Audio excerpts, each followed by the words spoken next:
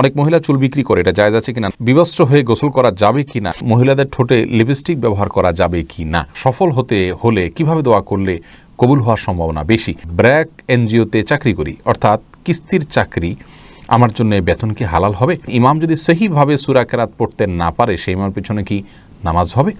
শাড়ি পরে নামাজ হবে না, কথাটা কতটুকু সত্য? দায় রাখা কি পুরুষের জন্য বাধ্যতামূলক? স্বামী চাইলে বউ একাকী অবস্থায় টিপ দিতে পারবে কি না? অজু অবস্থায় বাচ্চাকে দুধ পান করালে কি অজু ভেঙে যাবে? মরণোত্তর চক্ষুদান কিংবা অন্য কোনো অঙ্গদান জায়েজ আছে কিনা? ঋণগ্রস্ত হয়ে ঋণ পরিশোধ না করে কি আত্মীয় স্বজনকে সাহায্য করা যাবে? খেলার সামগ্রী বিক্রয় করা যাবে কিনা? রোজা অবস্থায় ঠোঁটে ভেজলিন দেওয়া যাবে কিনা? কোরআন কারীম ভুল পড়লে কি গুনাহ হবে? মেয়েদের জামাতে নাকি ব্যক্তিগতভাবে নামাজ আদায় করা উত্তম? কোনো দাবি আদায়ের জন্য কি রাস্তায় নেমে আন্দোলন করা যাবে? মহারণার টাকা যদি কিছু বাকি রাখা হয়, পরে তা পরিশোধ করার ইচ্ছা থাকে, তাহলে কি সেটা জায়েজ হবে? চাকরিতে কাজের ক্ষেত্রে মিথ্যা কথা বলা যাবে? বড় ভাইয়ের আগে বিয়ে করা যাবে কিনা? স্বামী বারবার অনুরোধে চুল কালো করা যাবে কিনা? হেয়ার রিপ্লেসমেন্ট করা যাবে কিনা?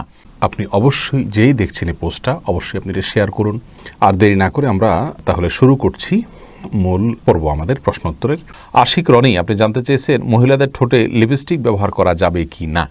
দেখুন, মহিলাদের ঠোঁটে যদি লিপস্টিক ব্যবহার করা হয় এবং সেটা সৌন্দর্যের জন্য করা হয়, নিজের স্বামী শুধুমাত্র দেখেন, বাহিরে প্রদর্শিত না হয়, তাহলে সেক্ষেত্রে অসুবিধা নেই। কিন্তু যদি এমন হয় যে সেটা অন্যদের মধ্যে প্রদর্শন করা হয় এবং অন্যরা দেখে, তাহলে সেক্ষেত্রে সেটি নিষিদ্ধের আওতায় পড়বে। মুন্না আপনি জানতে চেয়েছেন হেয়ার রিপ্লেসমেন্ট করা যাবে কি না। হেয়ার রিপ্লেসমেন্ট কেন করবেন এটা নির্ভর করবে উদ্দেশ্যের উপর। একটু আগে যেটি বলেছি, যদি এমন হয় যে ক্যান্সারের কারণে কোনো মেয়ে মানুষের চুল পড়ে গেছে, দৃষ্টিকটু হচ্ছে, দেখতে অসুবিধা মানে খারাপ দেখা যাচ্ছে, তাহলে সেক্ষেত্রে তার জন্য এটি জায়েজ হতে পারে। এছাড়া সাধারণ অবস্থাতে এটা জায়েজ নাই, অর্থাৎ একান্ত বাধ্য না হলে, নিরুপায় না হলে এরকম করা জায়েজ হবে না। স্বামী বারবার অনুরোধে চুল কালো করা যাবে কিনা লুৎফুল করিম জানতে চেয়েছেন। স্বামীর অনুরোধে চুল কালো করা যাবে না। আল্লাহ রাব্বুল আলামিন যেটিকে নিষেধ করেছেন সেটি অন্য কারোর নির্দেশের কারণে করা যাবে না। লা তাআতা লিমাখলুকিন ফি মাসিয়াতিল খালিকি, সৃষ্টিকর্তার নির্দেশকে লঙ্ঘন করে কোনো সৃষ্টির নির্দেশ মানা যাবে না। যেহেতু নবী সাল্লাল্লাহু আলাইহি ওয়াসাল্লাম বলেছেন ওয়াজান্নাবুস সাওয়াদ, কালো বাদ দিয়ে অন্য কোনো কালার করো, অতএব সেটাকে মাথায় রেখে স্বামী নির্দেশকে সসম্মানে ফিরিয়ে দিতে হবে। এরপরে মোহাম্মদ আপনি জানতে চাচ্ছেন বড় ভাইয়ের আগে বিয়ে করা যাবে কি না। জি বড় ভাই মোহাম্মদ, অবশ্যই বিয়ে করা যাবে। আমাদের সমাজে অনেকে মনে করেন যে বড় ভাইয়ের আগে, বড় বোনের আগে ছোট বোনকে বিয়ে দেওয়া যাবে না, বড় ভাইয়ের আগে ছোট ভাই বিয়ে করতে পারবে না। এগুলো সবগুলো আমাদের মনগড়া কথাবার্তা। ইসলামী শরীয়তের কোনো ভ্যালু নেই। যার যখন বিয়ের সামর্থ্য হবে তিনি তখন বিয়ে করতে পারবেন না। এমডি এসইও পলাশ জানতে চেয়েছেন চাকরিতে কাজের ক্ষেত্রে মিথ্যা কথা বলা যাবে কিনা। না ভাই, মিথ্যা কথা কেন বলবেন? কোনো অবস্থাতে মিথ্যা কথা বলা জায়েজ নাই। সর্বাবস্থায় মিথ্যাকে আল্লাহ হারাম করেছেন। যে বেশি বেশি মিথ্যা কথা বলে তার নাম আল্লাহর কাছে মিথ্যুক হিসাবে লেখা থাকে। যে চাকরিতে মিথ্যা বলতে আপনি বাধ্য, সে চাকরি ছেড়ে বিকল্প চিন্তা আপনাকে করতে হবে। এসএম আতিকুল ইসলাম জানাচ্ছেন মহারণার টাকা যদি কিছু বাকি রাখা হয়, পরে তা পরিশোধ করার ইচ্ছা থাকে, তাহলে কি সেটা জায়েজ হবে? হ্যাঁ, জায়েজ হবে, কোনো অসুবিধা নেই। যদি ইচ্ছা থাকে এবং সদিচ্ছা থাকে এবং তিনি সিরিয়াসলি যদি চেষ্টা করেন, বিয়ে হয়ে যাবে এবং এর কারণেই কোনো গুনাহগার তিনি হবেন না। মুরসালিন সরকার জানতেছেন কোনো দাবি আদায়ের জন্য কি রাস্তায় নেমে আন্দোলন করা যাবে। রাস্তায় নেমে আন্দোলন করাতে যদি কারোর কোনো ক্ষতি না হয়, কারোর দোকানপাট ভাঙচুর হলো না, পথচারীর চলাচল অসুবিধা হলো না, তাহলে এই সমস্ত শর্তগুলো সাপেক্ষে সেটি জায়েজ হবে ইনশাআল্লাহ বিইذনিল্লাহ। মেয়েদের জামাতে নাকি ব্যক্তিগতভাবে নামাজ আদায় করা উত্তম। শেলি চৌধুরী জানতে চেয়েছেন একাকী নামাজ পড়া মেয়েদের জন্য উত্তম। কোনো কারণে মেয়েরা নিজেরা অথবা বাসায় তারা যদি পর্দা এই জামাতের সাথে নামাজ আদায় করেন সেটাও জায়েজ রয়েছে। বিবস্ত্র হয়ে গোসল করা যাবে কি না, এমডি বিলাল মোল্লা জানতে চেয়েছেন। না ভাই, বিবস্ত্র হয়ে গোসল করা উচিত না। একজন মুসলিমের জন্য বিবস্ত্র হয়ে গোসল করা এটা নির্লজ্জতা। আর কেউ দেখুক আর না দেখুক, আল্লাহ রাব্বুল আলামিন তাকে দেখছেন। জাস্ট এই বিষয়টিকে মাথায় রেখে অন্তত তার বিবস্ত্র হয়ে গোসল করা থেকে বেঁচে থাকা উচিত। সালমা আপনি জানতে চাচ্ছেন কোরআন কারীম ভুল পড়লে কি গুনাহ হবে। যদি অনিচ্ছাকৃত হয়, না জেনে হয়ে যায়, ইনশাআল্লাহর ফলে গুনাহ হবে না, কিন্তু শুদ্ধ পড়ার জন্য তার চেষ্টাটা থাকতে হবে।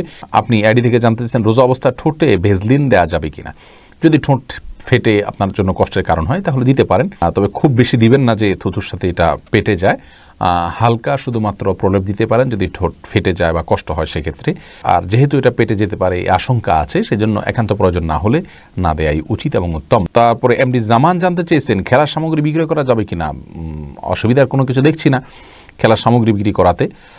কারণ খেলাটা আমরা সাধারণত শারীরিক কসরত রয়েছে এরকম খেলা আইটেম যদি হয় তাহলে কোনো অসুবিধা নেই, কারণ সেগুলো ইসলাম শরীয়তের দৃষ্টিকোণ থেকে সরাসরি সবসময় হারাম নয়। রাফিয়া সুমাইয়া অনামিকা জানতে চেয়েছেন, ঋণগ্রস্ত হয়ে ঋণ পরিশোধ না করে কি আত্মীয় স্বজনকে সাহায্য করা যাবে? ঋণটা যদি সিস্টেমিক্যাল ঋণ হয়, যেটা আপনি কিস্তিতে পরিশোধ করছেন, পাওনাদারের কোনো প্রেশার নাই, তাহলে সেক্ষেত্রে সে ঋণ থাকা অবস্থায় আপনি দান সদকা করতে পারেন, কিন্তু অবশ্যই ঋণ পরিশোধ করা সদকা করার চাইতে উত্তম এবং ভালো। ফয়সাল আল ফাহাদ জানতে চেয়েছেন, মরণোত্তর চক্ষুদান কিংবা অন্য কোনো অঙ্গদান জায়েজ আছে কিনা? এটা ফ্যাশনে পরিণত হয়েছে আজকাল।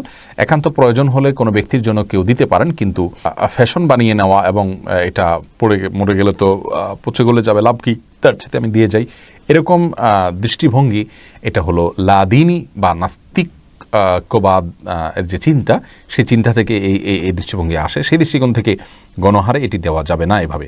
নাদিয়া নওশিন জানতে চেয়েছেন, অজু অবস্থায় বাচ্চাকে দুধ পান করালে কি অজু ভেঙে যাবে? দুধ পান করালে অজু ভাঙবে না বোন। এই আইডি থেকে জানতে চেয়েছেন, স্বামী চাইলে বউ একাকী অবস্থায় টিপ দিতে পারবে কি না? পারবে, কোনো অসুবিধা নেই। ওয়াহিদ রহিম জানতে চেয়েছেন, দায় রাখা কি পুরুষের জন্য বাধ্যতামূলক? জি ভাই, অবশ্যই বাধ্যতামূলক, ওয়াজিব। নবী সাল্লাল্লাহু আলাইহি ওয়াসাল্লামের নির্দেশ, আফুল্লোহা আর খুল্লোহা, তিনি দাড়িকে ছেড়ে দিতে বলেছেন। অতএব যে বিষয়ে নবী সাল্লাল্লাহু আলাইহি ওয়াসাল্লামের নির্দেশ রয়েছে সেটি সাধারণ এবং স্বাভাবিক অবস্থা আমাদের জন্য ওয়াজিব। নবিতা এই আইডি থেকে আপনি জানতে চেয়েছেন, শাড়ি পরে নামাজ হবে না, কথাটা কতটুকু সত্য? না ভাই, শাড়ি পরলে নামাজ হবে না একথা সঠিক নয়। নামাজের সাথে কোন পোশাক পরে আপনি সালাত আদায় করছেন তার সম্পর্ক নয়, আপনি সালাত আদায় করার সময় সতর ঢাকছেন কিনা, এটা হলো মূল বিষয়। একসময় আমরা ছোটবেলা দেখতাম যে মা চাচিরা সাদা কাপড় পরে সালাত আদায় করতেন এবং এটাকে নামাজের কাপড় বলে মানুষ আলাদা নাম দিত। সে সমস্ত কাপড় সুতির থাকতো, অনেক পাতলা থাকতো, হাতের গোছাইতে দেখা যেত। এরকম যদি হয় তাহলে সেক্ষেত্রে সেটা নিয়ে নামাজের প্রশ্ন তোলা যেতে পারে। আর শুধু শাড়ি পরলে গলা, কাঁধ ইত্যাদি এই যে জায়গাগুলো ঢাকা উচিত নামাজের মধ্যে, সেগুলো ঢাকা যায় না, হাতের গোছা ইত্যাদি দেখা যায়। তো এই কারণে শুধু শাড়ি পরে নামাজ পড়লে নামাজ হওয়াটা কঠিন। যদি কেউ সিপটিপিন দিয়ে আটকিয়ে তার যা কোনো অঙ্গ প্রত্যঙ্গ দেখা যাবে না, সতর ঢাকার যে মুখমণ্ডল এবং দুই হাতের কবজি ছাড়া পুরো শরীর যে ঢাকতে হয় সেটা যদি তিনি ঢাকতে পারেন, মাথার চুল দেখা যাবে না, কপাল এর চুলের অংশ দেখা যাবে না, কোনো কিছু, এটা যদি তিনি নিশ্চিত করতে পারেন, কান ইত্যাদি দেখা যাবে না, তাহলে সেক্ষেত্রে অবশ্যই তার জন্য জায়েজ হবে। কিন্তু এটা কঠিন, এই জন্য শাড়ি পরলে তার উপর দিয়ে আরেকটা বড় ওড়না দিয়ে ঢেকে তারপর সালাত আদায় করাই হলো নিরাপদ। নীরব অভিমান সাকিব আপনি জানতে চেয়েছেন, ইমাম যদি সহিভাবে সূরা কেরাত পড়তে না পারে সেই ইমামের পিছনে কি নামাজ হবে? যদি সহিভাবে সূরা কেরাত পড়তে না পারেন তাহলে এরকম ইমামকে নিয়োগ দেওয়া জায়েজ নাই। যদি নিয়োগটা আপনার হাতে না থাকে আর আপনি তার পেছনে নামাজ পড়ে ফেলেন, তাহলে অনেক ওলামায়ে কেরামি এই নামাজকে জায়েজ বলেছেন, যেহেতু আপনার ইমামের ভুল সম্পর্কে একটি বর্ণনা এরকম রয়েছে যে ইমামের ভুল তার উপরে বর্তাবে, আপনার উপরে বর্তাবে না। তবে যদি লাহনে জেলি হয়, অর্থাৎ এমন ভুল হয় যে ভুলটার কারণে অর্থের ব্যাপক বিকৃতি হয়ে যায়, তাহলে সেক্ষেত্রে ইমামের পিছনে নামাজ পড়লে নামাজ হবে না, আপনাকে নামাজ আবার দোহরাইতে হবে। আবুল কাশেম জানতে চেয়েছেন, আমি ব্র্যাক এনজিওতে চাকরি করি, অর্থাৎ কিস্তির চাকরি, আমার জন্য বেতন কি হালাল হবে? ভাই আমার, যদি আপনার কাজটা এমন থাকে যে সুদের কারবার কে সরাসরি আপনি হেল্প করতে হচ্ছে, আপনি সুদ দিচ্ছেন, সুদ গ্রহণ করছেন, অথবা সুদের হিসাব করছেন, সুদের স্যাংশন করছেন, তাহলে সেটি আপনার জন্য জায়েজ নাই। কারণ রাসূল করিম সাল্লাল্লাহু আলাইহি ওয়াসাল্লাম লানত বর্ষণ করেছেন সুদের সাক্ষী, সুদের লেখক, সুদের হিসাবদাতা, এদের সবার প্রতি। অতএব এর সাথে প্রত্যক্ষভাবে জড়িত হলে আপনার জন্য চাকরি করা জায়েজ হবে না। আফিহা রাফসানা রিশা আপনি জানতে চেয়েছেন, আকিকার মাংস রান্না করে প্রতিবেশী হিন্দুদের কি খাওয়ানো যাবে? যেতে পারে, কোনো অসুবিধা নেই। নোমান আবদুল্লাহ জানতে চেয়েছেন, কোনো কাজে সফল হতে হলে কিভাবে দোয়া করলে কবুল হওয়ার সম্ভাবনা বেশি? দোয়া কবুলের জন্য দোয়া কবুল শর্ত পূরণ করতে হবে, হালাল ভক্ষণ করতে হবে, এরপরে ইসমে আজম পড়ে দোয়া করলে দোয়া কবুল হয়। আরও কিছু দোয়া আছে, দোয়া ইউনুস পড়ে দোয়া করলে দোয়া কবুল হয়। ইসমে আজম সম্পর্কে অনেক ইমামগণ বলেছেন, অনেক ওলামা ইকরাম বলেছেন, আল্লাহ এই শব্দটি আল্লাহর রব্বুল ইসমে আজম বা মহান নাম। অতএব আল্লাহ বলে ডেকে ডেকে আল্লাহর কাছে দোয়া করলে দোয়া কবুল হয়। ইয়াদ আল জালাল ওয়াল ইকরাম বলে আল্লাহর কাছে দোয়া করলে দোয়া কবুল হয়। ইসমে আজম সম্পর্কে সবচেয়ে বিশুদ্ধ বর্ণনা হলো ইবনে হাজার আসকালানি রাহমাতুল্লাহি ফাতুল বারিতে বলেছেন যে কেউ যদি এরকম দোয়া করে আল্লাহর কাছে, আল্লাহুম্মা ইন্নী আসআলুকা বিআন্নী আশহাদু আন্নাকা আনতাল্লাহ লা ইলাহা ইল্লা আনত আল আহাদুস সামাদ আল্লাযী লাম ইয়ালিদ ওয়া লাম ইউলাদ ওয়া লাম ইয়াকুল লাহু কুফুয়ান আহাদ, এটা হলো ইসমে আজম। নবী সাল্লাল্লাহু আলাইহি ওয়াসাল্লাম বলেছেন, তিরমিজিতে হাদিসটি বর্ণিত বিশুদ্ধভাবে, এবং ইবনে হাজার আসকালানী বলেছেন ইসমে আজম সম্পর্কিত সবচেয়ে বিশুদ্ধ হাদিস এটি। অর্থাৎ যদি কেউ এই বাক্যগুলো পড়ে আল্লাহর কাছে কিছু চায়, নবী সাল্লাল্লাহু আলাইহি ওয়াসাল্লাম বলেছেন অবশ্যই আল্লাহ তাআলা সেই চাওয়া পূরণ করেন। অথবা আপনি সেভাবে দোয়া করতে পারেন আল্লাহর কাছে। আউয়াল আপন জানতে চেয়েছেন, অনেক মহিলা চুল বিক্রি করে, এটা জায়েজ আছে কিনা? না ভাই, কোনো অবস্থাতে শরীরের কোনো অঙ্গ প্রত্যঙ্গ বিক্রি করা জায়েজ নাই, কোনো প্রয়োজনে সেটা দান করতে পারেন।